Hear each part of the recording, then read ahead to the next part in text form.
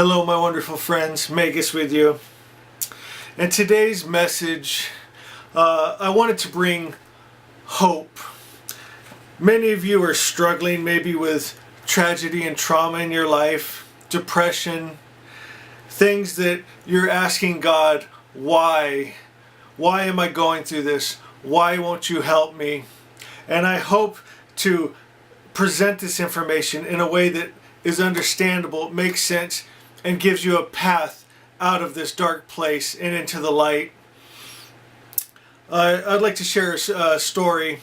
Not long ago, I got to see Chester Bennington of Lincoln Park. As many of you know, my cousin works in the music industry, got us amazing seats, all first class treatment, and the show was supposed to start, and about an hour and a half later, it still hasn't started. So they sent someone out and explained to us that Chester was having troubles and that he was having a hard time getting on stage, but that he would get up there and perform, but he was really hurting. And he got up there and gave an amazing performance. And sadly, shortly after, he committed suicide. What I wish I could have told him, and what I can at least share with you, and maybe you can share with someone going through something similar, that before we come to time space with our divine mind, we make a conscious decision to step into our life continuum. We can see it with clarity from the beginning to the end, which parents we go to, everything we'll encounter in that life, and decide, is this worth doing? And this is where we have to trust our higher self. We said, yes, this is worth doing, and we stepped into this time-space continuum. Okay, so he was struggling with sexual abuse as a child, drugs and alcohol, depression. He had a huge platform. Millions and millions of people could hear his voice. He could have used his platform to shine a light on those subjects, to help put an end to the evil spirits, addiction and sexual abuse and depression. He had that capability to reach many, but he had gotten lost in the lie and illusion. And so I'm hoping my words right now will help pull you out of that and give you hope. Another story I want to share is of John G. Lake.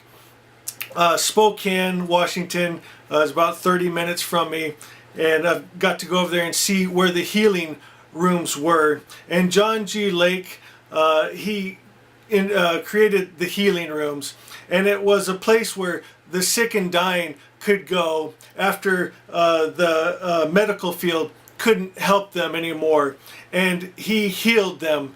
And he healed so many that the Spokane, Washington was actually awarded the healthiest city in the nation. And the mayor said, it is thanks to John G. Lake and his healing rooms. Okay, he was actually drug into court for practicing medicine without a license. And he had to prove in the court that what he was doing, it wasn't through medicine, but it was through God's healing power. And they actually brought in some form of disease. I don't know how they did it, but they laid it in his hand, and the disease actually died in his hand, because sickness can't live in health. Darkness can't live in light.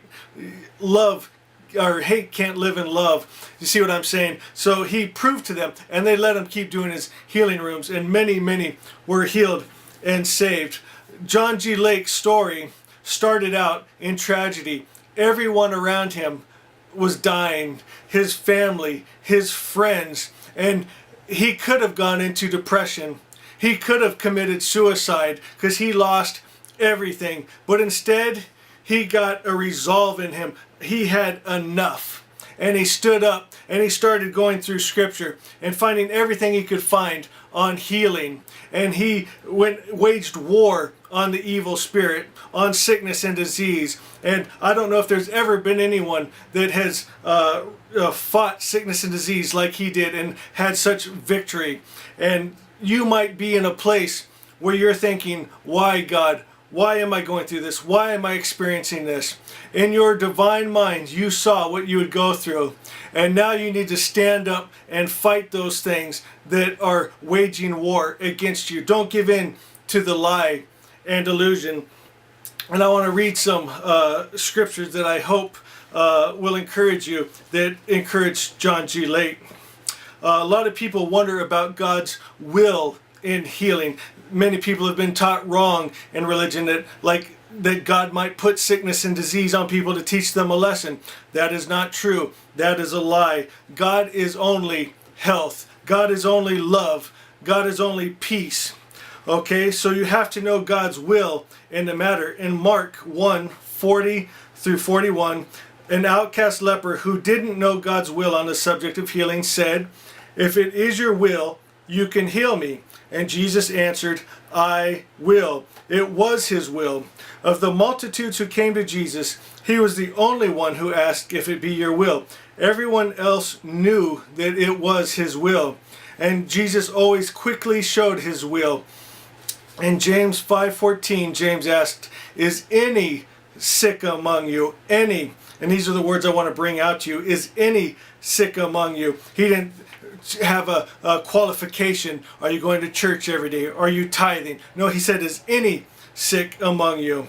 In Matthew 12:15, great multitudes followed him and he healed them all. Hear what I'm saying? All. Any. It's for everyone. It is God's will. God is health. God is life. It's the evil spirit that is sickness, disease, and death.